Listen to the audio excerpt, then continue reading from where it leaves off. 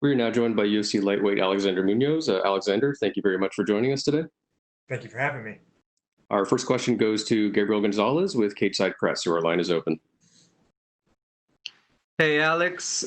My first question, your season of Contender Series, you got the win in probably the most anticipated main event of that season. Can you just explain, you obviously got all that attention, but not getting the contract and just those emotions that happened? Yeah, so that was a little tough, not getting the contract. But I went out there, I fought on a torn ACL, and I learned a lot from that fight. I overcame a lot in that fight, and it's something that I've been able to carry with me into my other fights and into my training and my mentality towards fighting. So I knew I'd get another shot to get back in the UFC. I knew that wasn't my last chance. At the end of the day, it wasn't a loss. It was still a win for me. So you just got to keep moving forward. You can't sit and dwell on everything that didn't go right. You got to kind of have a short memory when it comes to that stuff if you want to make it in this sport. And you got to focus on the things that do go right and make sure that that's what dominates your attention. I mean, after the fight with Nick Newell, can you expand on it a little bit? Just you get back to the gym at home. What were the conversations like to just get back on the bike and then go win that title over in Trinity Kings recently? Yeah, I mean, there wasn't much to it. You just got to, like I said, you got to put it behind you and you just got to move forward. It wasn't a loss. If anything, it was more just figuring out, how to come back from that torn ACL. I wasn't, the Nick Newell fight was the last thing on my mind at that point. It was a win. I proved a lot to myself. I fought a very tough opponent on a blown out knee. And I think that for me was, the thing to focus on. And then what do I do to come back from that ACL surgery, a surgery that used to be something that you don't come back from as an athlete. But now with science where it's at and the surgeries have come so far, and you've seen a lot of different athletes come back from this. I just had to take it literally one step at a time and made a lot of big gains at having to slow down my style. I'm a very explosive fighter. I rely on that. And because of that, I used to get away with a lot of bad techniques. And having the torn ACL kind of forced me to slow things down and really learn how to do things the right way. And then by the time I did get my full strength and full speed back, and now a healthy knee that's, crazy strong that I believe in and really trust, I'm a more complete fighter because of it. I mean, what kind of fighter can we expect to see? Do you think that you've changed it up? Do you think we're going to see a guy drastically different than the one we saw against Nick last year that I think everyone's familiar with? Oh, absolutely. Absolutely. Every time you see me, I'm going to be different. Week to week, I'm different.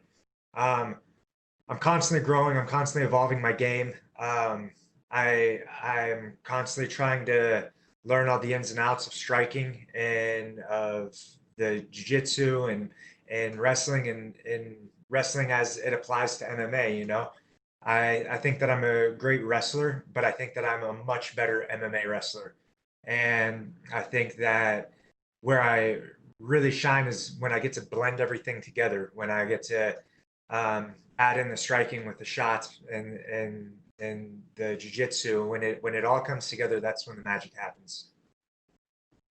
Final question. You're fighting a guy who's been in the UFC for a minute in Nasrat. I mean, what does this guy bring that you got to watch out for? Obviously, he's a heavy hitter. And that's what we got to watch out for. We got to move well. We got to watch out for his power. But man, he's a great striker, and that's all I do is I train with great strikers. I'm out at CSA gym with Kieran Fitzgibbons and all of his Muay Thai world champions and these incredible strikers that I'm training with day in and day out. And I'm at and then back home we have Michael Malott and Joey Rodriguez and who are also great striking coaches who have really helped tweak and transform my game. so that I can stand with anybody in the UFC. I'm not afraid to stand with. I'm already at Team Alpha Male and at CSA striking with the best strikers in the world. So it's like a lot of people are putting all this emphasis. Oh, you got to go against a great striker. Well, shit, that's what I do every day. So it's nothing new. Thank you, Alex. Thank you. We'll go next to Damon Martin with MMA Fighting. Your line is open. Alex, it's been mentioned, of course, what you did on the Contender series and then dealing with the ACL and then being on looking for a fight. You've had kind of one of the most untraditional routes to get to the UFC, and then you had the injury that prevented you to fight from February. Can you give me an idea of the emotion and just the anticipation to finally step into that octagon on Saturday night? Man, well, I got to say, it's been a long time coming. I'm really excited to get in there. One thing that I've gotten much better at is dealing with the emotions, is dealing with the nerves that come along with fighting, is dealing with, all of these mixed feelings that I used to have whenever I fought. Now it's just like, this is what I love to do. I love to fight. I love to beat people up. I love to prove that I'm the greatest, that, the best person in my division and the best person in any room I step into. I try to bring that out and I'm just trying to be the best fighter that I can be.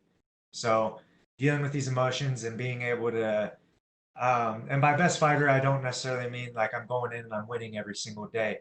But like just making small improvements in my game, making sure that I'm coming in and I'm making small gains here and there, and it's coming together to make me a complete fighter.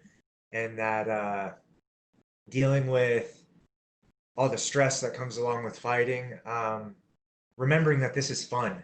It's not something that I have to do, and something that I got to kind of. I'm not like I don't drag ass into the gym. It's not something like, oh, I got to grind through this workout.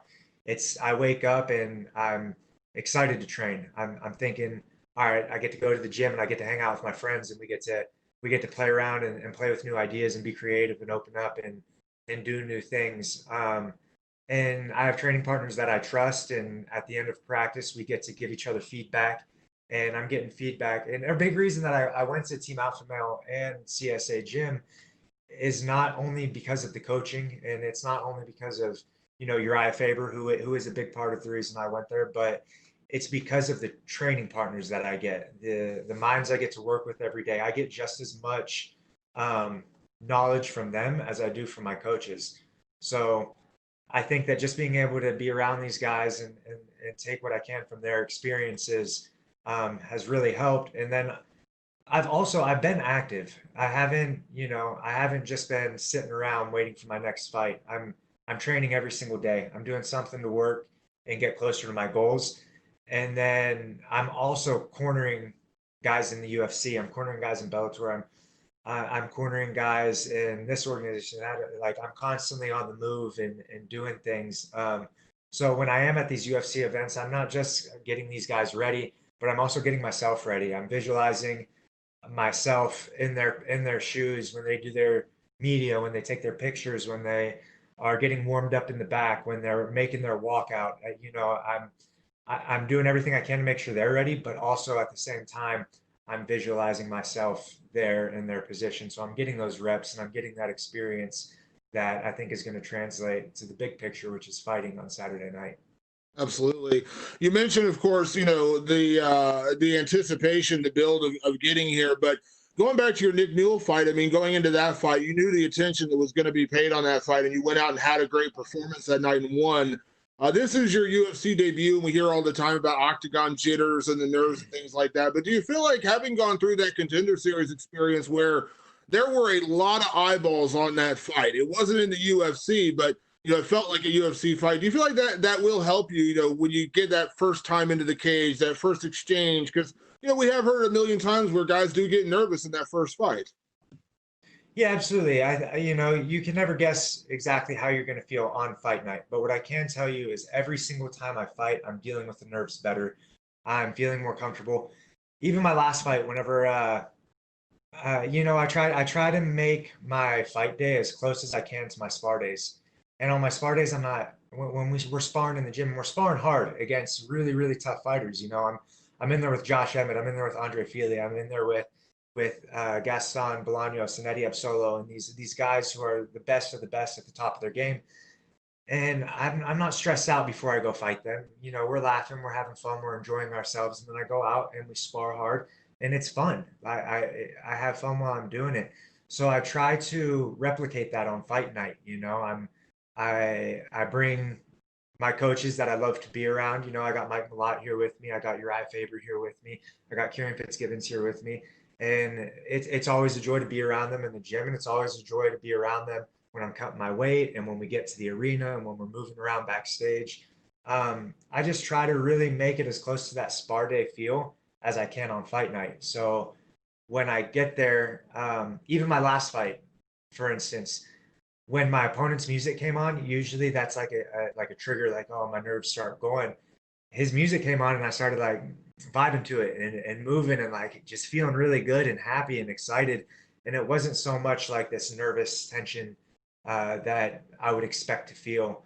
And I think that shows a lot of growth as far as, you know, where I'm at mentally now versus where I was when I started this game. And my last question, you mentioned, of course, training out at Team Alpha Male, a phenomenal team out there in Sacramento, but Uriah Faber being one of your coaches. I've heard from a lot of guys, Andre Fili is a big one, of course, talked about what an influence Uriah has been on his career and as a coach and as a friend. So as you get ready to make your debut, he's going to be in your corner. What has been Uriah's influence on you, and what maybe has been his best advice, you know, maybe leading into this fight or as you debut in the UFC, because this is the moment where you kind of start that next phase of your career. Yeah, so as far as Uriah goes, I didn't just come to Team Alpha Male because Uriah is a great fighter. Obviously, he is. He's a great mind to have in my corner as far as MMA experience. There's really nobody that you can trust more. He's had almost 50 fights in the UFC, or period. But what I really liked about Uriah is the fact that he isn't just a fighter. He's found a way to really grow and grow himself and his brand outside of MMA. You know, he's great at marketing himself. He's great at making money and having multiple revenues of income. And, you know, just from a fighting standpoint, from a business standpoint, from life standpoint, how to deal with the people around you and the people you love and the people you care about. He's just a great source of knowledge for all of that stuff. So that's a big reason. That's honestly one of the very main reasons that I came to Team Alpha Male, was so I could pick his brain. And you know, I wasn't expecting him to take such a big role in my life, but he's kind of one of those guys that the more you're around him, like his energy's contagious, and he's become one of my best friends. And now, you know, I'm able to learn from him, not only as athlete, but kind of as a brother. And like I feel like we're, you know, family now. So it's great to have that in the mix with my team. Awesome. Thanks, Alex. Thank you. All right. Thank you very much, Alex. You're all good to go.